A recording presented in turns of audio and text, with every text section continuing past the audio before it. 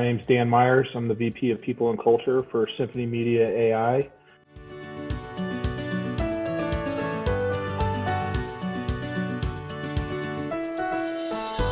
The history actually started around February.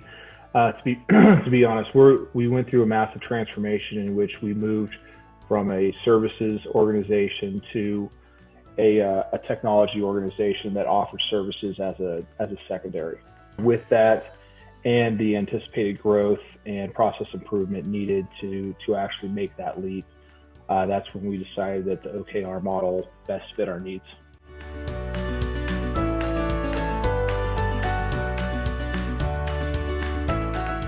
To drive performance towards some, fairly lofty objectives that we had, through this transformation, and we were trying to achieve additional growth. Those were the two main drivers at first. The interesting thing was right after we launched, COVID happened. So it also became a great tool for us because we were all remote. We could still drive the productivity that we needed, and it gave us a pretty easy opportunity to not only see what the progress was, but force those more frequent conversations that are really necessary, not only to fulfill OKRs, but in this world that we're all remote now. If that communication does not occur on a regular frequency, productivity drops anyway. So it was really a catalyst for that.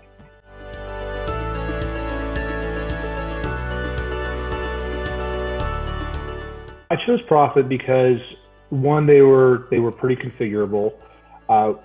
We did not have to change our performance plan to fit the technology. The technology was able to fit into the plan that we had created itself.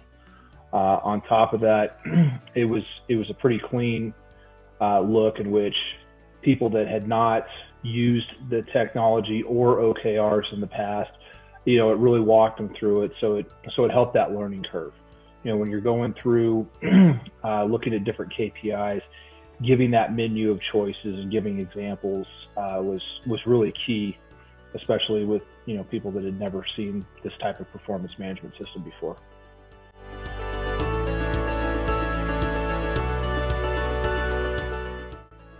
We knew that traditional goal setting had not been working in the past.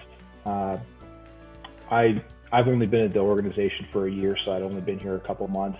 My CEO showed up about the same time as I did. So we both had experience with OKRs and had used them in the past. We knew that this was a great driver for what we were trying to achieve.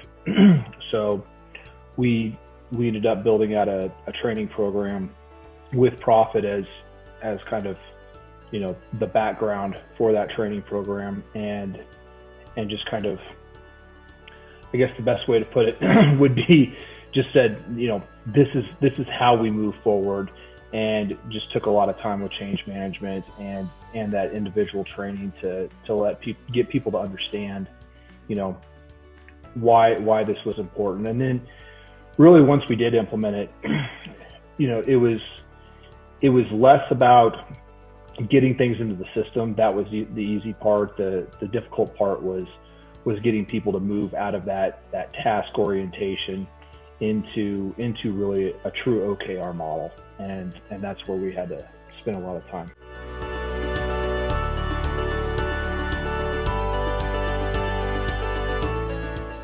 And great. They are very they're very open to suggestion. They're very helpful.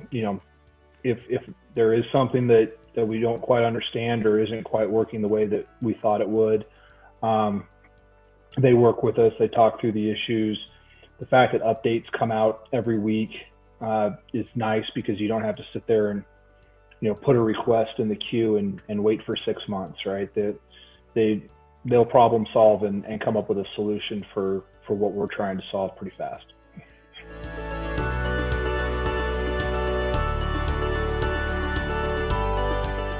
We went remote about a week before most people did.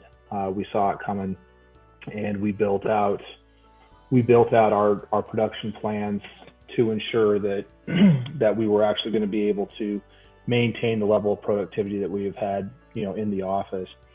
The nice thing about Profit was it really helped drive that a little bit. We were able to basically put those plans into an OKR format and really drive that. And the fact that department heads and myself could actually see into the organization, see how things are progressing. It was nice because we didn't have the blind spots that we would have if we had not implemented something like this. So it definitely was a great tool during that transition.